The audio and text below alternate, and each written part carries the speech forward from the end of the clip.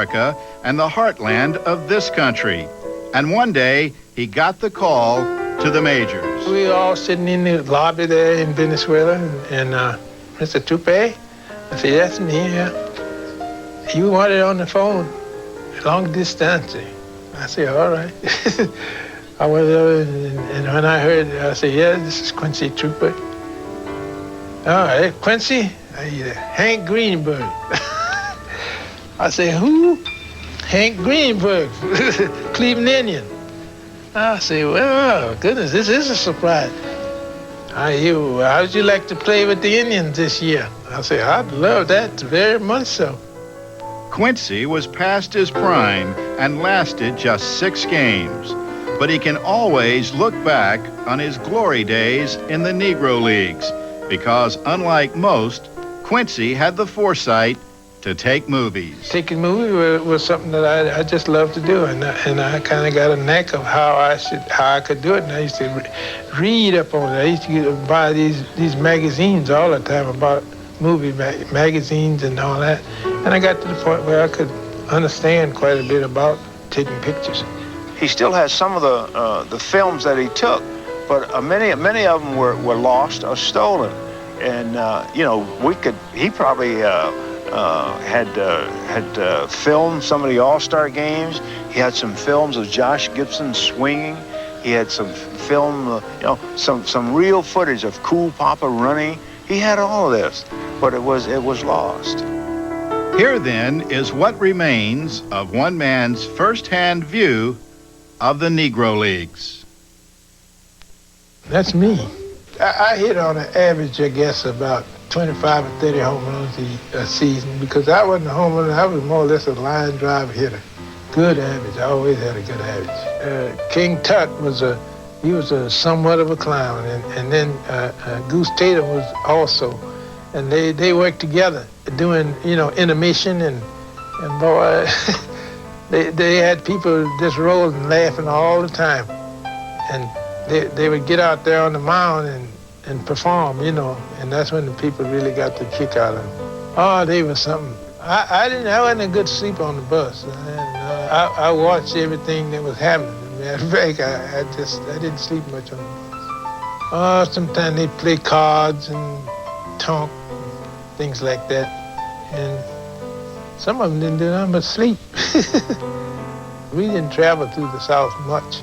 I remember one time we had a fight with a couple of guys down in Mississippi.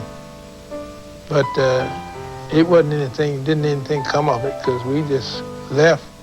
Every once in a while we run into some guys that want to be a know-it-all or want to mess with you, And I just tell my players, I say, now look, when we run into somebody that want to start some bad business with you, just let him say what he want to say, and just keep on walking along about it, especially in the southern part of the state. It wasn't that many places that we ran into anything, because they knew we were baseball players, and they didn't bother us. We didn't have any trouble. This was taking that spring training. The pitching was Jefferson, one of the Jefferson brothers. He didn't turn out too well. That's the East-West game, Chicago. See, that's the East team. Baseball was my life. That's how much I loved the game. And I played it accordingly, because I studied it, I played it, I loved it. And that's in New York still. That's Chryslerville there. Oh, we went up there pretty often to play against the Black Yankees, and we had good crowds up there. Yankee Stadium was one of the good park to play in. That's Silvio Garcia there throwing it. And that's Duane, the left-hander. Duane was both of them Cuban. And this is Sam Jetro. We playing the Cubans for the championship in New York, Yankee Stadium. That's me up there.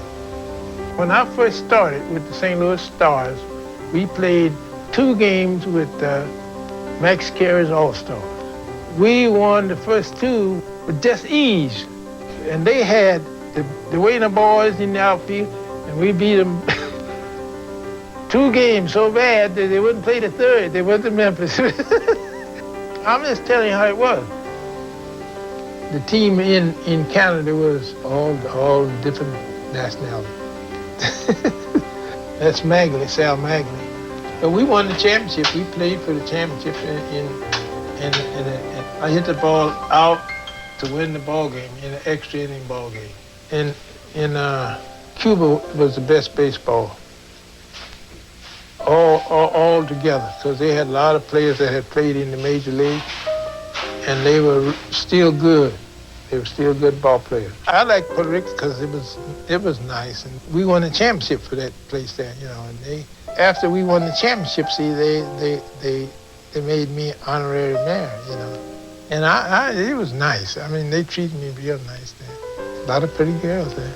I tell you the truth, I love baseball, number one thing, all the way. That was my life. I was just in it all the way, and that's how I became managers in different places where I played. I managed here in the United States. I went to Puerto Rico and I managed. I had a chance to show some of my talent as I went around the different places. They respected me as a person.